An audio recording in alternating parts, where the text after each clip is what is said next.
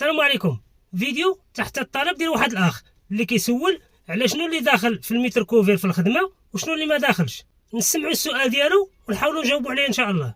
السلام عليكم خويا، بخير هانيه، بارك الله فيك، الله يحفظك، الله يجزيك بخير. بغيناك دير لنا شي فيديو في الفيسبوك على حساب اللي تيشد الخدمه كوفير، شنو اللي محسوب عليه وشنو اللي ماشي عليه. دابا شحال من خطره تكون الخدمه اي حاجه في البلان داخله مع المتر كوفير، ولكن كاين اللي تيبغي يبدل بزاف ديال الحيوط، كاين اللي تيبغي يزيد بلانكارات ما تيكونوش شي داخلين، كاين اللي تيبغي بوطاجيرات في الكوزينه زايدين واش داخلين ولا ما داخلينش.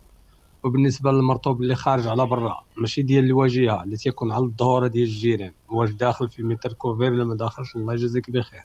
قبل ما نحددوا شنو اللي كيدخل في المتر كوفير وشنو اللي ما كيدخلش، خصنا نعرفوا انه كاين اختلاف كبير ما بين الخدمه ديال الديور وما بين الخدمه ديال العمارات ولا المشاريع الكبار.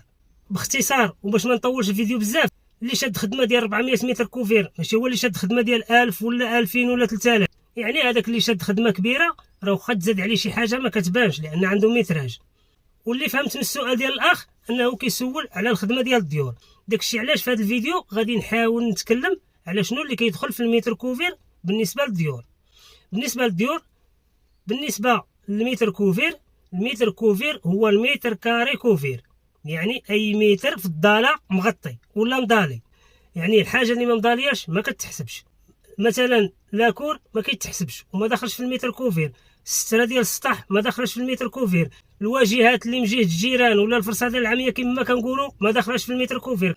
الواجهه الاصليه هي اللي كتدخل في المتر كوفير، سواء كانت واجهه وحده ولا جوج الواجهات.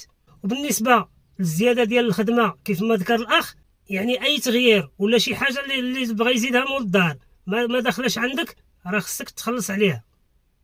الا كانت شي حاجه اللي بسيطه وانت باستطاعتك ان ديرها ولا داك السيد ما كيتحاسبش معاك فما فيها باس. الا كانت ماشي في الاستطاعه ديالك فمن حقك تطلب تخلص عليها، ولا كتقول اخويا هذه راه ما داخلاش عندي، الا بغيتي نديرها خصك تعطيني قدا.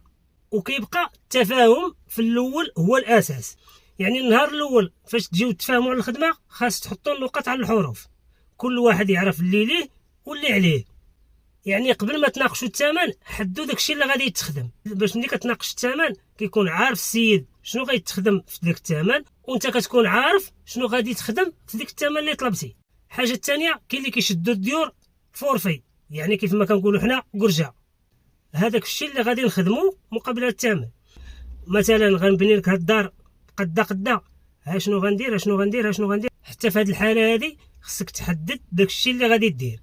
حتى في هاد الحاله خص من الاول تحدد شنو غادي تخدم مقابل داك الثمن اللي غادي تطلب.